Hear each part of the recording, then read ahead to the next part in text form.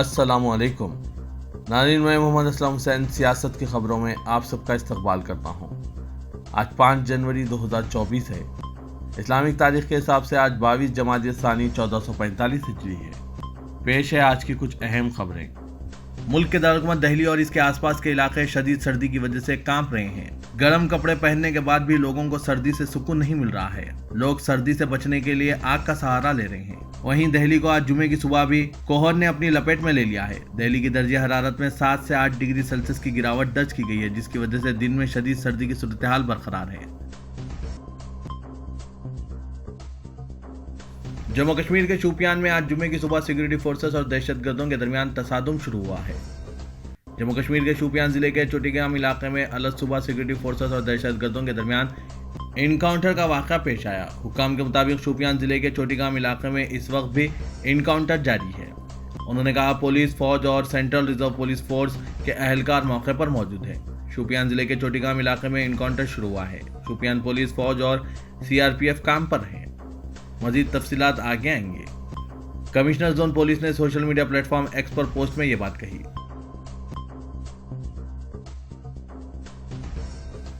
National centre for seismology ने बताया कि मणिपुर के लोंगली में आज जुमे की सुबह रेक्टर स्केल पर 3.5 की शिद्दत के जलजले पेश आए। एनसीएस ने मजीद कहा कि जुमे की सुबह 7:18 पर जलजला 10 किलोमीटर की गहराई में आया और जमीन कपकपाने लगी। पहले से सर्दी से जमीन से ऊपर अफराद कपकपा रहे हैं, तो अब जमीन भी कपकपाने लगी है। कोई जानी व माली नुकसान की इत्तला नहीं है। अयोध्या में 22 जनवरी को राम मंदिर के इफ्तिताई तकरीब को तमाम हिंदुओं और सनातनों के लिए सबसे बड़ी जीत करार देते हुए भागेश्वरम धाम के धीरेन्द्र शास्त्री ने आज जुमे को कहा कि दुनिया भर के लॉर्ड राम के भक्त इस दिन का इंतजार कर रहे थे। शास्त्री जी ने राम मंदिर के तकद्दुस की तकरीब के लिए मदऊ किया गया है। उन्होंने कहा कि यह तकरीब दिवाली के त्यौहार से ज्यादा खास है। भागेश्वर धाम के धीरेन्द्र शास्त्री कहते हैं, लॉर्ड राम सबके हैं। लॉर्ड राम एक अजीम रहनुमा है। राम मंदिर जात परस्ती के लिए नहीं बल्कि तमाम राम भक्तों के अकीदे के लिए बनाई जा रही है।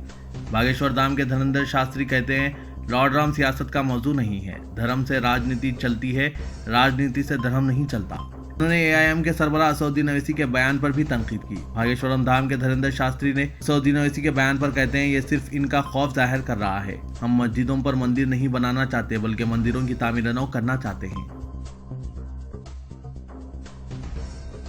राम मंदिर और उत्तर प्रदेश के वज़ीर आला योगी आदित्यनाथ एसटीएफ चीफ को बम से उड़ाने की धमकी देने के मामले में 2 मुलजिमीन को गिरफ्तार किया गया है। ताहर सिंह और ओम प्रकाश मिश्रा नामी 2 मुलजिमीन को पुलिस ने दबोच लिया। इन पर इल्जाम है कि उन्होंने जुबैर खान और आलम अंसारी के नाम से 2 फर्जी ईमेल आईडी बनाए और धमकी का ईमेल भेजा था। एसटीएफ जराये के मुताबिक इस केस का मास्टरमाइंड देवेंद्र तिवारी है, जो भारतीय किसान मंच और भारतीय गौ सेवा परिषद का कौमी सदर है। इसने ये साजिश शोहरत और सिक्योरिटी हासिल करने के लिए रची थी। हैरत अंगेज बात यह भी है कि इसने हमास के खिलाफ जंग लड़ने के लिए हुकूमत से इजराइल जाने की इजाज़त भी मांगी थी। पुलिस इसकी तलाश में जगह जगह छापे मार रही है। वाज़ेह है कि मुस्लिम नामों से फर्जी फेसबुक या ट्विटर अकाउंट बनाने या फिर ईमेल आईडी बनाकर मखसूस तबके को बदनाम करने का मामला कोई नया नहीं है, मगर लखनऊ में यूपी एसटीएफ ने जिन 2 मुलजिमीन को गिरफ्तार किया है वो हैरत अंगेज है। गिरफ्तार मुलजिमीन ताहर सिंह, पृथ्वीराज सिंह और ओम प्रकाश भरत मिश्रा ने एसटीएफ के सामने इकबाल जुर्म करते हुए इंकशाफ किया है कि उन्होंने भारतीय किसान मंच और भारतीय गौ सेवा परिषद के कौमी सदर देवेंद्र तिवारी के कहने पर फर्जी मेल आईडी बनाई थी और फिर तिवारी के ही मेल आईडी पर धमकी आमेज खत भेजा, जिसे इसने अपनी जान का खतरा बताते हुए अपने ट्विटर हैंडल से वज़ीर आज़म मोदी, वज़ीर आला योगी आदित्यनाथ, उत्तर प्रदेश पुलिस और मीडिया को भेजा और सिक्योरिटी का मुतालबा किया। नए हिट एंड रन कानून के खिलाफ ट्रक मालिकान की जबरदस्त हड़ताल की वजह से मोदी हुकूमत को घुटने टेकने पड़े और ये ऐलान करना पड़ा कि नया कानून फिलहाल नाफिज नहीं हो रहा है।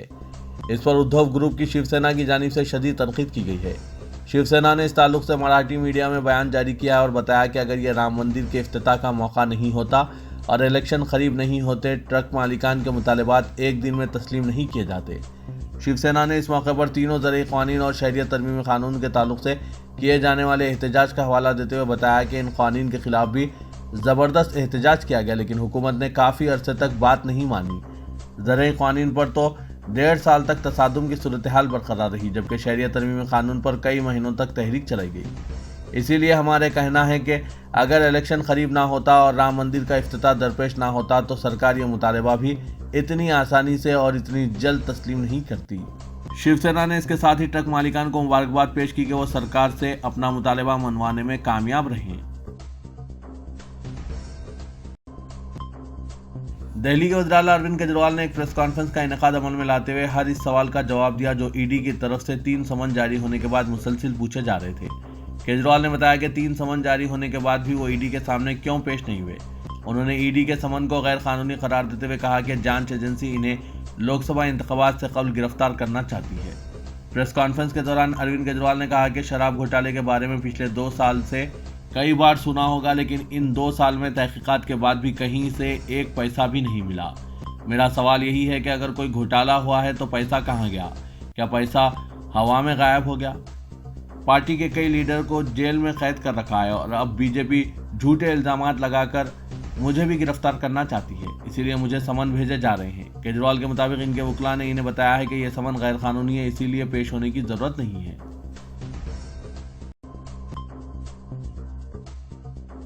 कांग्रेस सदर मल्लिकार्जुन खड़गे ने वज़ीर-ए-आज़म नरेंद्र मोदी की क़यादत वाली हुकूमत को नाकारा करार देते हुए कहा कि अपनी 10 साल की मुद्दतकार में बीजेपी की हुकूमत के नाम कोई काबिल ज़िक्र हुसूलियाबी नहीं है। इसने कांग्रेस के जदीद हिंदुस्तान की तामीर की कोशिशों को नज़रअंदाज करके मुल्क को बड़ा नुकसान पहुंचाया है। पार्टी हेडक्वार्टर में कांग्रेस के रियासती सदूर मुक़न्नना पार्टी के लीडरों और पार्टी के सीनियर ओहदेदारों की मीटिंग से खिताब करते हुए मल्लिकार्जुन खड़गे ने कहा कि मोदी हुकूमत अवाम की तौक़्क़ात पर पूरा नहीं उतरी है, इसीलिए 2024 के आम इंतखाबात में इसे बाहर का रास्ता दिखाना जरूरी है। खड़गे ने कहा कि बीजेपी हुकूमत ने गुज़िश्ता 10 साल में एक भी ऐसा काम नहीं किया है जिसे संग-ए-मील कहा जा सके या जो मुल्क के फायदे के लिए किया गया हो।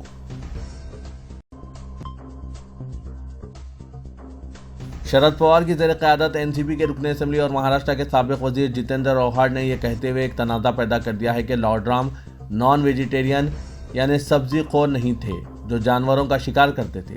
इनका इस दावे पर बीजेपी रुकन असेंबली और अजीत पवार की ज़ेर-ए-क़यादत नेशनलिस्ट कांग्रेस पार्टी के हरीफ ग्रुप ने इनसे इस्तीफ़ा देने का मुतालबा किया। जितेंद्र आव्हाड ने कहा कि उन्होंने इस मौजू का मुतालिया किए बगैर कोई बात नहीं कही है। इसके बावजूद अगर किसी के जज्बात को ठेस पहुंची है तो वो इजहार तासुफ़ करते हैं। मगरबी महाराष्ट्र के ज़िला अहमदनगर में वाक़ शिरडी में पार्टी के एक जलसे को मुखातिब करते हुए जितेंद्र आव्हाड ने कहा था कि लॉर्ड राम बहुजन से ताल्लुक़ रखते हैं। बहुजन की इस्तिलाह रिवायती तौर पर महाराष्ट्र में हिंदू समाज के गैर ब्राह्मण तबके के लिए इस्तेमाल होती है। उन्होंने कहा कि लॉर्ड राम शिकार करते और खाते थे, वो हमारे यानी बहुजनों के हैं। उन्होंने कहा कि बज़ाहिर बीजेपी का हवाला हमें वेजिटेरियन सब्जी खोरों में तब्दील कर रहे हैं, लेकिन हम राम की मिसाल पर अमल करते हुए मटन इस्तेमाल कर रहे हैं। उन्होंने कहा कि राम वेजिटेरियन नहीं थे, वो नॉन वेजिटेरियन थे। एक ऐसा शख्स जिसने जंगल में 14 साल गुजारे, इसे वेजिटेरियन खाना कहां से मिलेगा। इस मौके पर एनसीपी सरबराह शरद पवार भी मौजूद थे। कर्नाटक में श्री राम सेना के बानी प्रमोद मुतालिक ने कहा कि 2024 में जब वज़ीर-ए-आज़म नरेंद्र मोदी दोबारा बरसर इख्तिदार आएंगे तो हिंदुस्तान एक हिंदू राष्ट्र बन जाएगा। मुतालिक ने मीडिया से बातचीत करते हुए चीफ मिनिस्टर सिद्धारामैया के लड़के यतेंद्र को निशाना तनकीद बनाया, जिसने हिंदुस्तान को हिंदू राष्ट्र बनाने का एतराज़ जताया था। मुतालिक ने कहा कि हिंदुस्तान यकीनन हिंदू राष्ट्र बनेगा, अगर यतेंद्र में दम है तो वो इसे रोक कर दिखाएं। इसने कहा कि 2024 में वज़ीर-ए-आज़म मोदी लोकसभा इलेक्शन जीतेंगे और तीसरी मरतबा वज़ीर-ए-आज़म बनेंगे। उस वक्त कोई भी ताकत हिंदुस्तान को हिंदू राष्ट्र बनने से नहीं रोक सकेगी। साबिक़ डिप्टी चीफ मिनिस्टर और सीनियर बीजेपी लीडर के.एस. येशुरप्पा ने कहा कि चीफ मिनिस्टर सिद्धारामैया और इनके लड़के को जल्द अज जल्द इस्लाम कबूल करते हुए मुसलमान बन जाना चाहिए, क्योंकि वो लोग मुसलमानों के अलावा किसी और बरादरी का एहतराम नहीं करते और इससे प्यार नहीं करते। नाज़रीन, प्रमोद मुतालिक के बातों पर आपकी क्या राय है? क्या वाकई वज़ीर-ए-आज़म नरेंद्र मोदी तीसरी बार वज़ीर-ए-आज़म बनेंगे और फिर क्या मुल्क हिंदू राष्ट्र बन सकता है? इस पर आपकी क्या राय है? कमेंट के जरिए जरूर बताइएगा।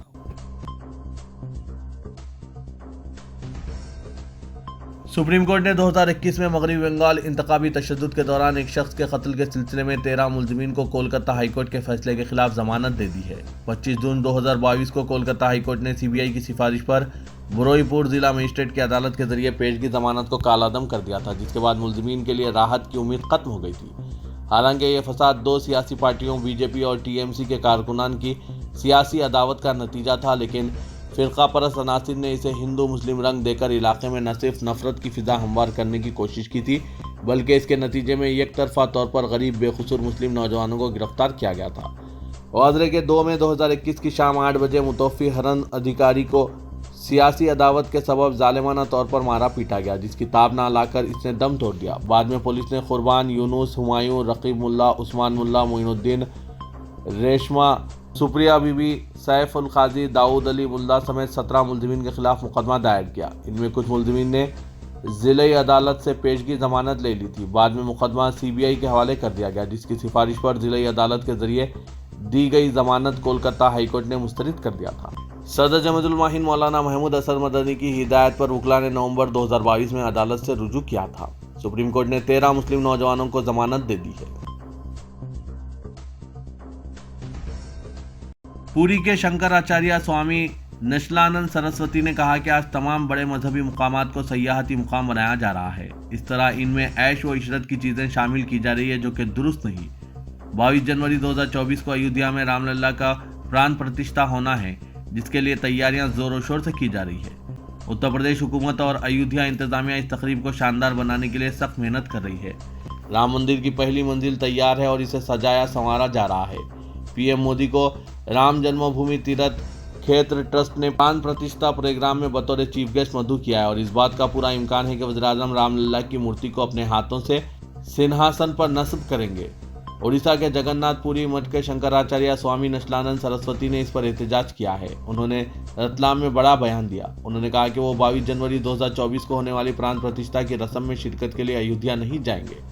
रतलाम में त्रिवेणी के किनारे हिंदू जागरण कॉन्फ्रेंस से खिताब करने आए शंकराचार्य नशलानंद ने मीडिया से बात करते हुए कहा, अगर मोदी जी इफ्तिताह करते हैं और मुजस्समे को छूते हैं तो क्या मैं वहां तालियां बजाकर जय जयकार करूंगा? मेरे ओहदे का भी वक़ार है। उन्होंने कहा कि राम मंदिर में मूर्ति की प्राण प्रतिष्ठा शास्त्रों के मुताबिक होना चाहिए। मैं ऐसी तकरीब में क्यों जाऊं?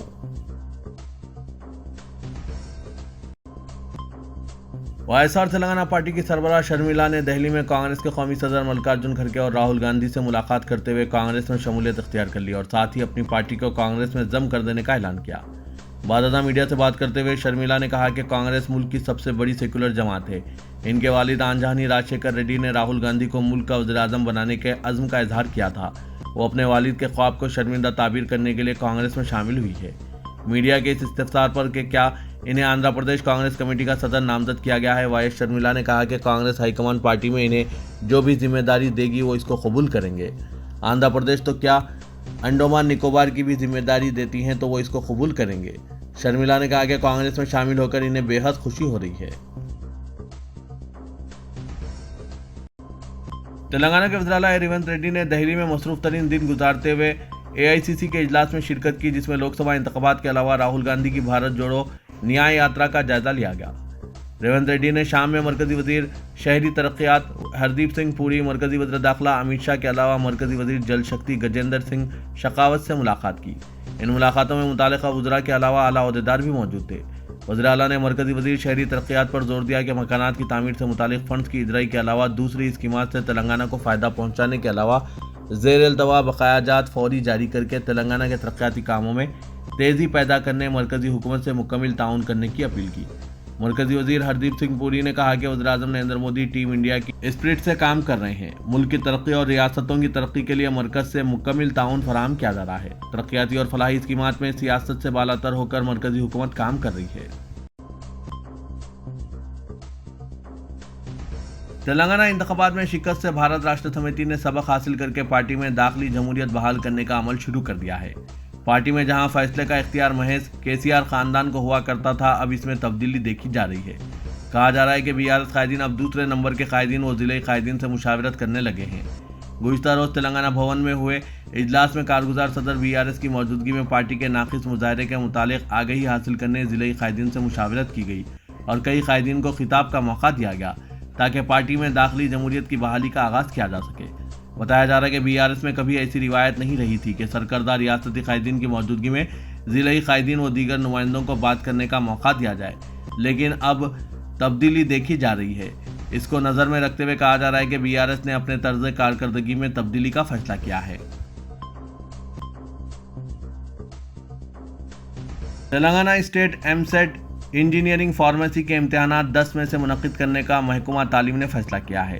1-2 दिन में सरकारी तौर पर एमसेट इम्तिहानात का ऐलान किया जाएगा। 2 दिन तक 4 सेशंस में एग्रीकल्चर व मेडिकल शोबे के, 3 दिन में 6 सेशंस में इंजीनियरिंग शोबे के लिए इम्तिहानात का इनेकाद अमल में आएगा। एमसेट के इनेकाद से कबल या बाद में बीटेक में लेटरल एंट्री के लिए ई सेट का भी इनेकाद किया जाएगा। एक ही दिन में 2 या 3 सेशंस में ई सेट इम्तिहान का इनेकाद अमल में लाया जाएगा। एमसेट के साथ ही ई सेट, एड सेट, आई सेट, लॉ सेट दाखिला इम्तिहानात का शेड्यूल अंदरून 1 हफ्ता जारी किए जाने के कवी इम्कानात है।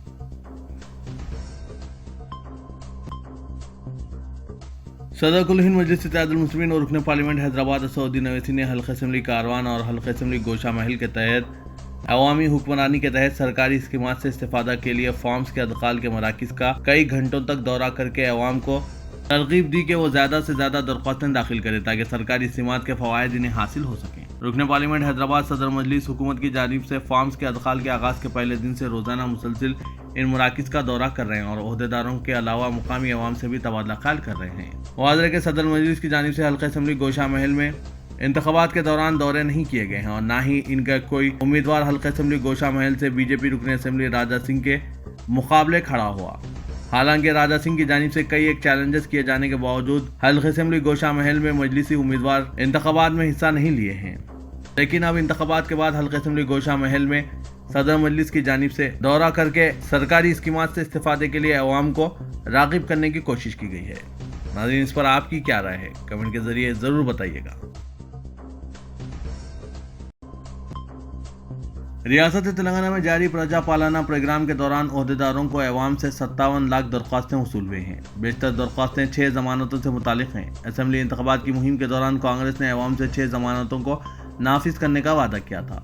मुआवजात और टाउन्स में भी ओहदेदार अवाम से राशन कार्ड्स और दीगर ज़रूरियात के लिए भी दरख्वास्तें वसूल कर रहे हैं। प्रजा पालना प्रोग्राम के अख्तिताम के लिए मज़ीद 2 दिन बाकी है। रियासत भर में जुमेरात के रोज़ भी दरख्वास्तों के अदकाल के लिए काउंटर्स पर अवाम की तवील कतारें देखी गई। दरअसल चीफ सेक्रेटरी शांति कुमारी ने कहा कि हर 4 माह में एक बार प्रजा पालना प्रोग्राम का एहतमाम किया जाएगा। उन्होंने कहा कि मौजूदा तौर पर जारी प्रजा पालना प्रोग्राम में दरख्वास्तों के दाखिल करने से महरूम अफराद को दरख्वास्तों के अदकाल के लिए एक और मौका दिया जाएगा। उन्होंने कहा कि प्रजा पालना प्रोग्राम के दौरान मौसूला दरख्वास्तों की 17 जनवरी तक डाटा एंट्री अमल को पूरा करने के इंतजाम किए जा रहे हैं।